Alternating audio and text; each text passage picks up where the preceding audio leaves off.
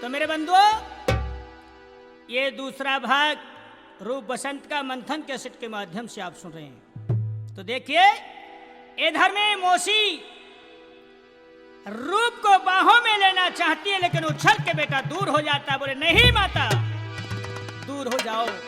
माँ, मैं तुम्हारे हाथ जोड़ता हूँ, तुम्हारे पैर छूता हूँ, मुझे माफ कर दो। अरे रूप कुमार, तुम आ ही गए हो तो माफी की इसमें क्या बात है। आओ, मेरी एक बार दिल की बात पूरी कर दो। नहीं, सुनो माता। अरे माँ बेटे संग इश्क करेरी माँ, हे माता। अरे माँ बेटे संग इश्क करेरी माँ, देख के हंसी हो जाएगी। जोड़ू तेरे हाथ माँ, तुमको फांसी हो जाएगी। नहीं माता, मैं तुम्हारे पैर पड़ता हूँ, मुझे माफ कर दो।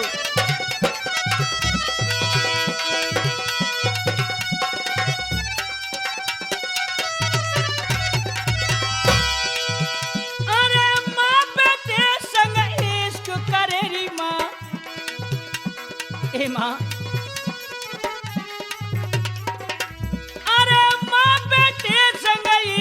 करेरी माँ, देख के हंसी हो जाएगी। जोड़ू तेरे हाथ माँ, तुमको फांसी हो जाएगी।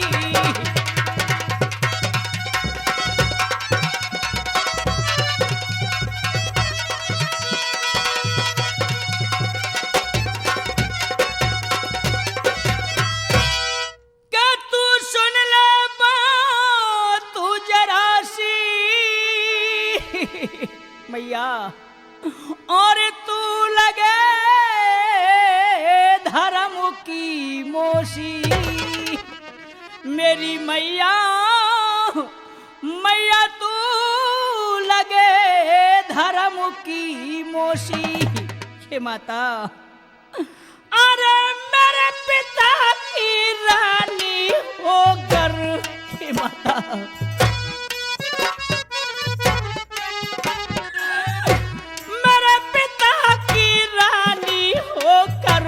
दासी हो जाएगी। जोड़ू तेरे हाथ माँ, तुमको फांसी हो जाएगी।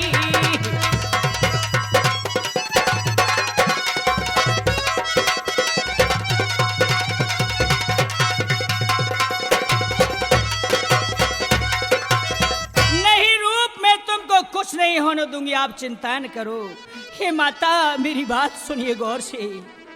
के मती पर जिंद बिरानो जान, अरे मोकू पुत्र अपनो ही मान। मेरी मैया, मोकू पुत्र अपनो मान।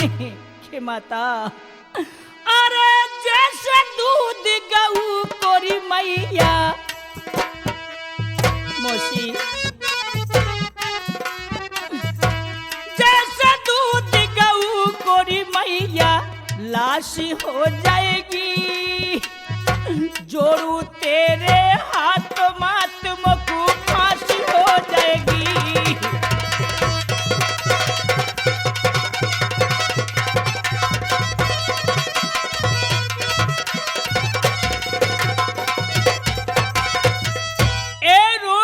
घबराइए ना, आओ एक बार मेरी बाहों में आ जाओ। आ जाओ ना, तुम्हें मेरी कसम है। नहीं माते, मैं हरगिज नहीं तुम्हारे इस पलंग पर कदम नहीं रखूंगा। माता, मुझे गेंद दे दीजिए और मुझे माफ कर दीजिए। आज मेरे भगवत प्रेमियों इस प्रकार से फेटा कटारी को हाथ में पकड़ लेती है और कहने लगी कि रूप, देखती हूं कि तुम कैसे जाते हो। तो सुनिए माता, कि है कि माता मेरी, है कि माता मेरी, तुझ पे न नियत डिगाऊंगा। छोड़कर फेटा कटारी जाऊंगा, मैं जाऊंगा।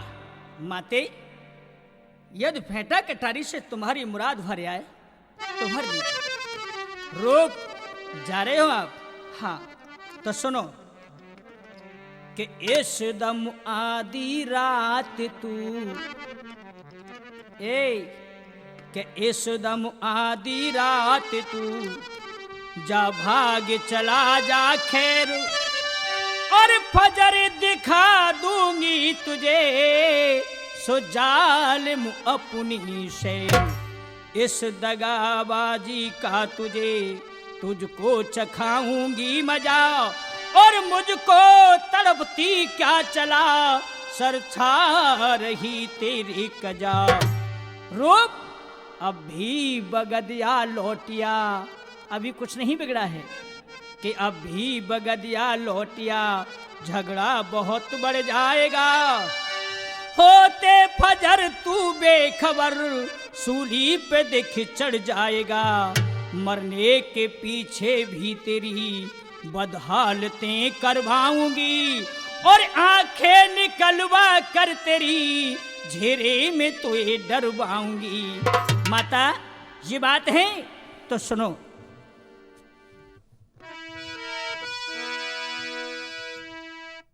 कि मेरे मरने से तेरी और शीतल छाती हो, अरे तो माता बेशक फजर मरवाई दी जो मोए, अच्छो लगे सो कीजियो, मोसी तुझे अधिकार है, अरे करवाई ली जो नैन दो, दिलवाई दी जो दार है। के लेने को मेरे प्राण तू माँ, के लेने के मेरे प्राण तू बैरन बनी बीमार है, बुलवाई अपने महल में अच्छा ये कीना प्यार है। कि होगा फजर सो देख लूं माता, कि होगा फजर सो देख लूं, और मालिक मेरा भगवान है, ईमान जिन साबित रखा वो ही बचावे जान है। अरे मोसी मेरी राम राम, मोसी मेरी राम राम।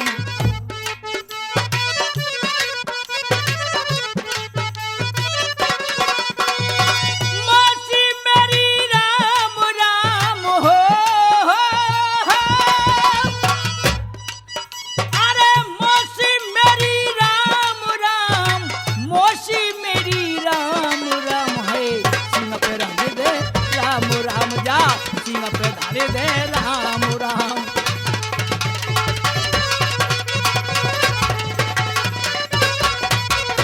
आज चंद्रावती कहने लगी है, ए रूप, अरे नालू तेरी राम राम हो, अरे नालू तेरी राम राम, देखी नालू तेरी राम राम, जा गूठा पे रख दे राम राम जा, सिंह पे धारे दे राम राम।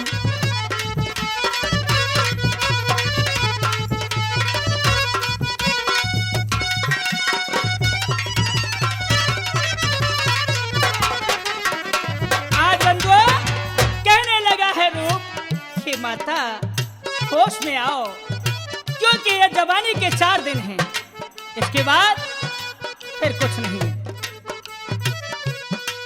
के जपरी मैया राधे श्याम हो, ए जपरी मैया राधे श्याम, जपरी मैया सीताराम है, मौसी मेरी राम राम, हाँ मौसी मेरी राम राम।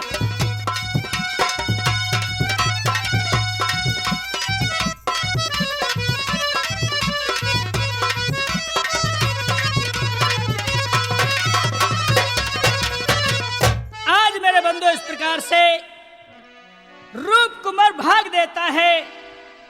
इधर में दासी को आवाज लगा, ओ दासी तू कहाँ मर गई? दासी दौड़ के आई, क्या बात है महारानी जी? अरे तू कहाँ सो रही थी? शिकार आज मेरे हाथों से निकल गई। और सुन, यदि ये रूप कुमार महाराज के पास दौड़ के पहुंच गया तो समझ ले मेरे साथ तुझको भी फांसी होगी। इसलिए जा, रूप कुमार की फरियाद से पहले महाराज को मेरे पास बुला के लिया और ये मामला मैं सब बना लूंगा। तो आज मेरे बंधुओं, हाय हाय, दासी दौड़ करके गई, महाराज महाराज महाराज गजब हो गया, क्या बात है? महारानी ने हाय हाय आपको बुलाया है, क्यों? कि उनके पेट में मीठा मीठा दर्द हो रहा है। दर्द हो रहा है? महाराज दौड़ करके आए हैं। इधर में रानी चित्रावती अपने श्रृंगार को बिखेर और आंगन में जमी पे लेटी थी। बंधु, चूड़ियां इधर उधर बिखरी पड़ी थी, सर के वार बिखरे थे और जगह जगह से चोली व चूंदर को फाड़ लिया था। कहने लगे हैं, महाराज ये मैं क्या देख रहा हूं? जाग रहा हूं या सो रहा हूं या मैं ख्वाब देख रहा हूं? रानी उठो, क्या बात है? ये कैसी हालत बना रखी है? महाराज आप आ गए? हाँ कहिए क्या बात है? ये दशा आपकी? अरे आप तो महलों की मलका हैं, भला ये किसका नजारा फिर गया? महाराज यदि मैं आपसे बताऊं आपको यकीन न होगा। महाराज मैं कैसे कहूं? कहती हूं तो कहा न जाता है, कहती हूं तो कहा न जाता है और बिन कहे रहा भी न जाता है। नहीं, कहो कहो, ऐसी कौन सी बात है जो कि कहने में संकोच करती हो? महाराज आज रात के 12 बजे आपके नाजों के पाले रूप कुमार ने मेरी इज्जत पे हमला किया। नहीं रानी नहीं, ऐसा हो ही नहीं सकता है। मेरा रूप नेक है, हजारों में नहीं बल्कि लाखों में एक है। बद नजर वो कभी तुम्हारे ऊपर नहीं डालेगा। मुझे मालूम था महाराज कि तुमको यकीन न होगा, क्योंकि बेटे का प्यार तुम्हारे ऊपर सवार हो रहा है। नहीं रानी, आप प्रथा ही मेरे बेटा रूप को दोष लगा रही हो, ऐसा हो ही नहीं सकता है। नहीं, यदि मेरी झूठ मानो तो मेरी दासी से पूछ लीजिए। महाराज इसने अपनी आंखों से देखा है। दासी को बुलाया है। ए दासी, ये रानी कहती है वो क्या सत्य है? हाँ महाराज, महाराज क्योंकि जो भी कुछ कहूंगी मैं धर्म ईमान से कहूंगी, क्योंकि मैं बाली बच्चेदार हूं। अच्छा तेरे बाली बच्चे भी हैं? कितने हैं? बोले 3 हैं। 3? महाराज मैं तीनों बच्चों की कसम खा के कहती हूं कि एक बेटा तो मेरो बड़ो, वो हारमोनियम बजाए रहो, गंगाधर जा को नाम, और दूसरो वाते छोटो, हरी सिंह उस्ताद जो नखाड़ो बजा रहो, ओ बाउते छोटो, हाय हाय वो रामवीर तूफानी ढोलक बजा रहे। महाराज मैं इन तीनों की कसम खा के कहती हूँ कि मैंने जो कुछ देखा है वो सत्य देखा है। तो क्या देखा है? अरे 12 बजे रात आदि के और रूप कुमार ने बोल दिया और महारानी के कहने से मैंने मैल का फाटक खोल दिया। महाराज मैंने आंखों से देखा है, मैं कसम खा के कहती हूँ। अच्छा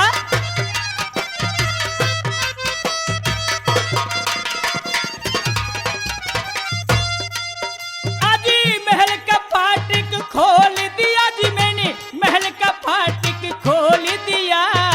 महारानी के कहने से मैंने महल का फाटक खोल दिया।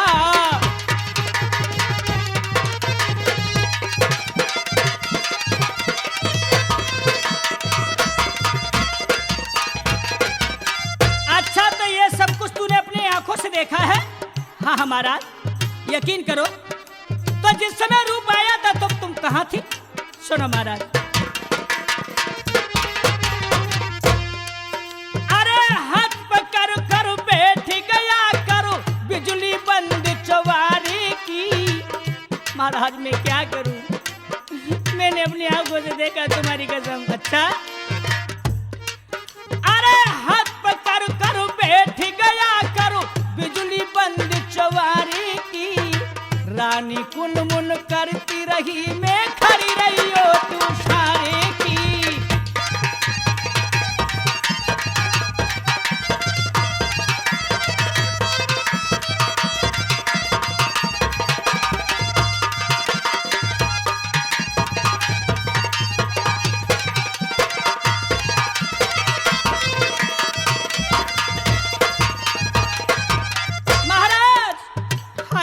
के बाने तो गजब ही कर दयो, एकदम सन्ना तो बहुत चलो आयो। महारानी को हाथ पकड़ के पलका पे बैठ गयो। हाय मैं शर्म के मारे ओट से हो गई। और सुनो, मैंने कुछ कहा था तो क्या किया था उसने? अरे मैंने बातें मने किया तो महाराज, अरे मैंने वासे मने किया तो दिखा मुझे पिस्तौल दिया। महारानी के कहने से मैंने महल का फाटक खोल दिया।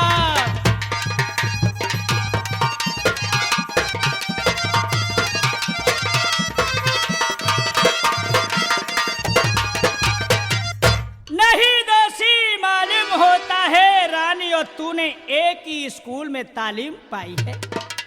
मैं ऐसा सोच भी नहीं सकता। तू झूठी और तेरी रानी भी झूठी। आज रानी चंद्रावती सोचने लगी है कि इनके ऊपर बेटे का भूत सवार है।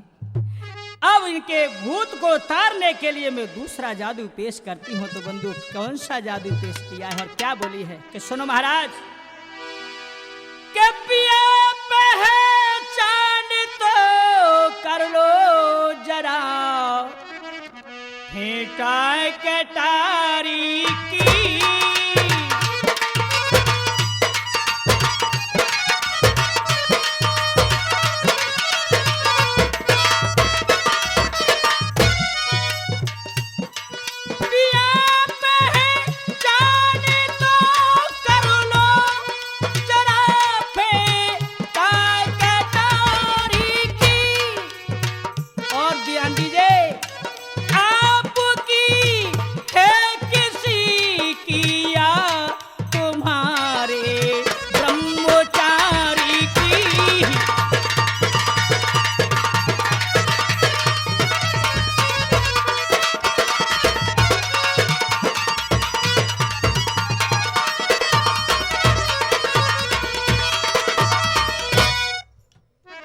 बंदो जैसे ही रानी चित्रावती ने फेंटा कटारी को पेश किया है जिस पे कि शाही मोहर लगी हुई थी, आज ये नजारा देख करके राजा चौंक जाते, कहने लगे नहीं रूप तेने ये क्या किया रे।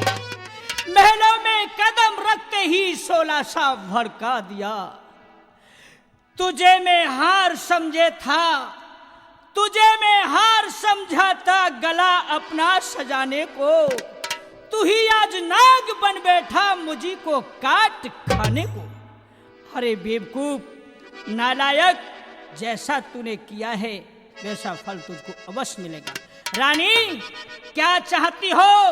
रूप के बारे में साफ साफ बता दीजिए। महाराज सजाए मौत, मुझे फांसी चाहिए। फांसी? ऐसा ही होगा, आप घबरा जला दो। जाओ रूप कुमार जिस हालत में हो उसे पकड़ के हमारे सामने लेकर के। तो आज बंधु रूप कुमार महाराज के सामने प्रवेश होते हैं। पिताजी प्रणाम। खबरदार कमीने, जो पिता कहा था, अरे ओ नालायक, तू तेरा मुंह देखने के योग्य भी नहीं है। रात के 12 बजे क्या तू अपनी मौसी के महल में गया था? हाँ महाराज, मैं गया था तो क्या समझा तूने महाराज? कि मैंने मौसी को बोझ समझा, मैंने मौसी को बोझ समझा, अर्जुन ने समझा गीता को। मैंने मौसी को बोझ समझा, हनुमत ने समझा सीता को। हर जग कमीने अपनी गंदी जुबां पे ऐसे पवित्र नाम लाता है, तेरी जिह्वा क्यों न टूट जाती है? अब तू सजाए मौत फांसी चख। क्यों? कि तूने रात के 12 बजे जाकर के अपनी मौसी की इज्जत पे हमला किया। नहीं पिताजी नहीं, ये क्या कह रहे हो पिताजी? पिताजी यूं तो आप महाराज हैं, आप जो सजा देंगे वह मुझे मंजूर है। कि दादाजी मशहूर हूँ और जाने सकल जहान, अरे होती है बिसे समोसी मातु समान। मौसी को देखे बद नजर पिताजी,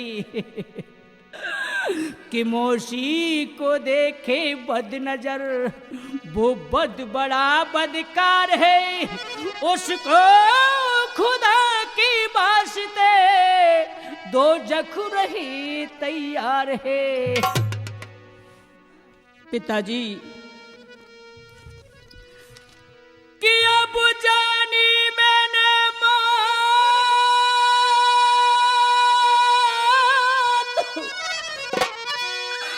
शीर्ष पर गाजी,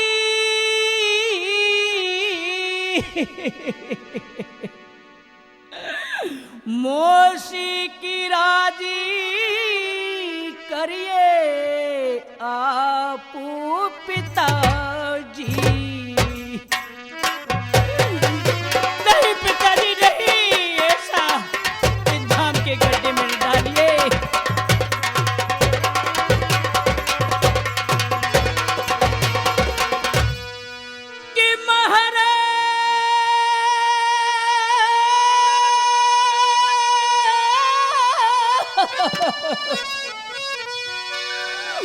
मुझे बेशक दिलवा दो दारू, और मात पिता को करना पिताजी, कि मात पिता को करना चाहिए क्या इसी तरह का प्यार।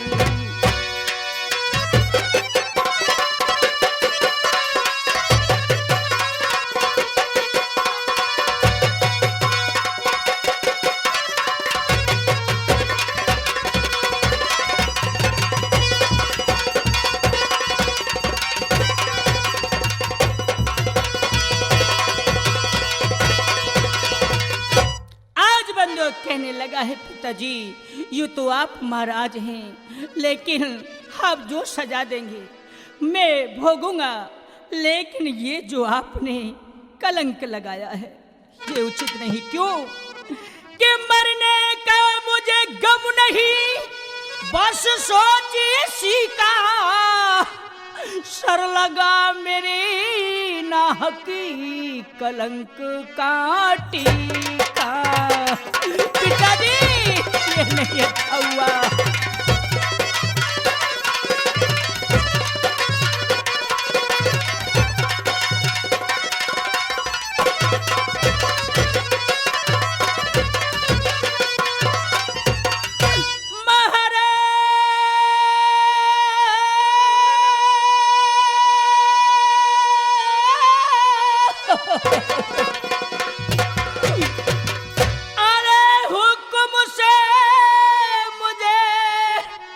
नहीं इनकार,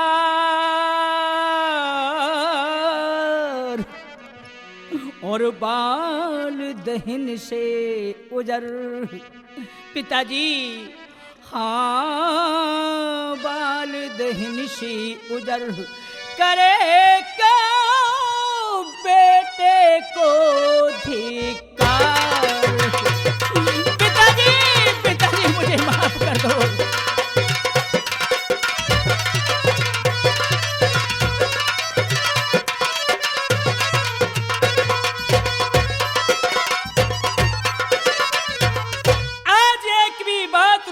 नहीं सुनी तो कोड़ा लेकर के बंधु हाथ में चामुक लगाने लगे। सार सार बोले, पिताजी मुझे मत ही मारो, मुझे माफ कर दो, मैंने ऐसा अनर्थ नहीं किया है। अरे ओ कमीने, अब तू फांसी का मजा चखेगा। कि मैं लगूं पुत्री त्यारो, पिताजी कि मैं लगूं पुत्री त्यारो, पिताजी मोकू मत मारो। मैं लगू पुत्री त्यारो, पिताजी मोकू मत मारो।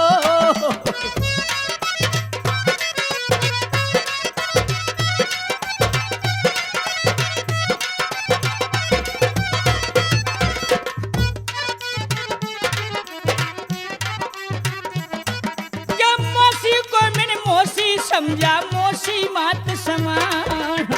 पिताजी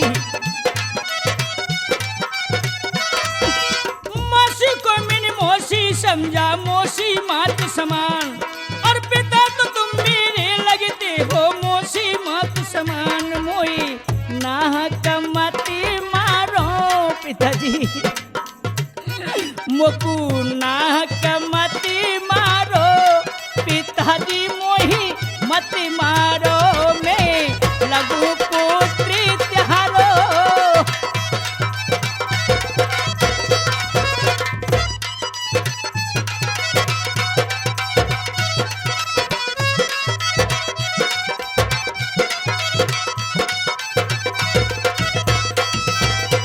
कुछ नहीं जल्लादो, इसकी शक्ल भी मुझे बुरी लग रही है। ले जाओ और बड़े महल के यानी फाटक के सामने इसको सूली पे चढ़ा दो। तो आज जल्लादों ने जंजीरों में जकड़ लिया है मेरे भगवत प्रेमियों। जल्लाद जब लेकर के चलते हैं तो आज रूप हाथ जोड़ करके कहने लगा है, पिताजी एक अरज मेरी आखिरी है। कि अरज और आखिरी तुम्हें सुनाना, सूली मुझे ऐसी जगह दिल बाना।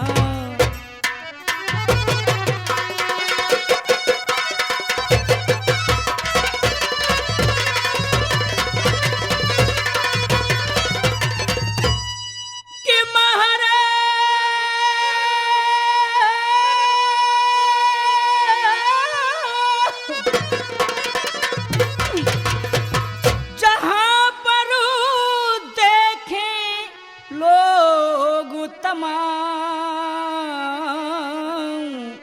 पिताजी और वो मोसी भी ले देख, सुनिए कि वो मोसी भी ले देख कि जिसने किया मुझे बदनाम।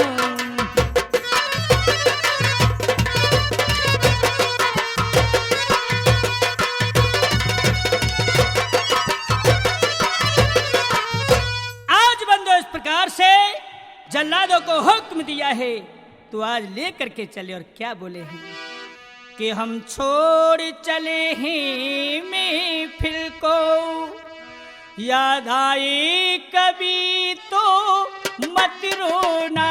हम छोड़ चले इस महफिल को, याद आए कभी तो मत रोना।